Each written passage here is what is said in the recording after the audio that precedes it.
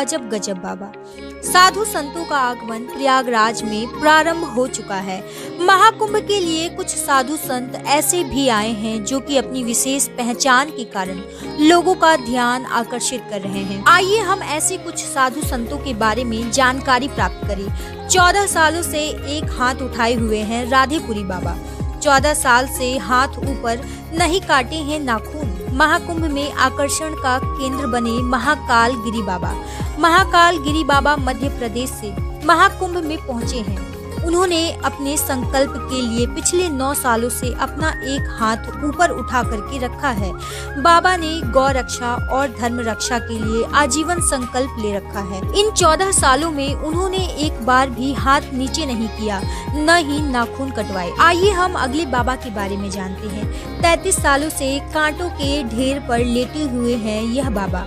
वजह जानकर आप भी हो जाएंगे हैरान, लेकिन श्रद्धालुओं के बीच कांटों वाले बाबा खास आकर्षण का केंद्र बने हुए हैं। यह अनूठे बाबा कांटों के बिछौने पर ही सड़क के किनारे लेटकर श्रद्धालुओं को दर्शन देते हैं, तो कड़कड़ाती ठंड में कंबल या रजाई ओढ़ने के बजाय कांटों से ही अपने बदन को ढाके रहते हैं। इस वजह से हो गया आहत। तकरीबन 51 साल के कांटों वाले बाबा का नाम रमेश जी महाराज है। इनका जन्म प्रयागराज के ही एक छोटे से गांव में हुआ था। साल 1990 में जब अयोध्या में रामलला के भव्य मंदिर निर्माण के लिए देश भर में आंदोलन हो रहा था, कार्ड सेवा हो रही थी, तब रमेश बाबा की उम्र महज 17 साल की थी।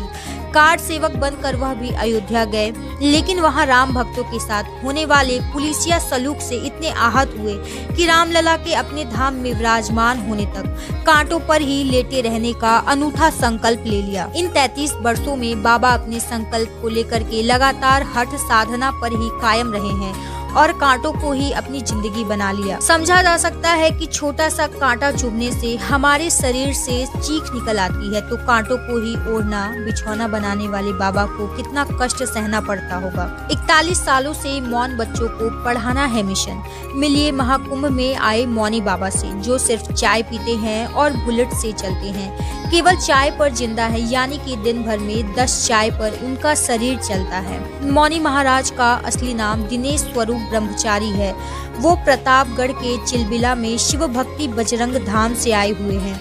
मौनी महाराज चाय के शौकीन हैं और वो उनके पास आने वाले भक्तों को प्रसाद में भी चाय ही पिलाते हैं। मौनी महाराज बताते हैं कि मौन रहने से ऊर्जा का संचय होता है और उनकी ऊर्जा विश्व कल्याण के काम आती है।